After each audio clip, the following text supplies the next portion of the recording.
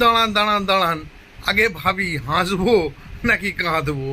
হ্যাঁ, এই মমতা, চোর মমতা আর তার চোর দল, তারা জানেই না তার দলের মধ্যে কে কি কাজ করছে। মাননীয় মুখ্যমন্ত্রী শুভেন্দু অধিকারী নবান্ন থেকে ঘোষণা করলেন যে ওই সই বিতর্ক কাণ্ডে দুজন নাকি এফআইআর করেছে, তার মধ্যে একজন ঋতব্রত।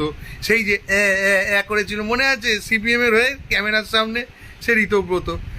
ব্যাস, সাসপেন্ড। মমতার দল তাকে করে দিল সাসপেন্ড।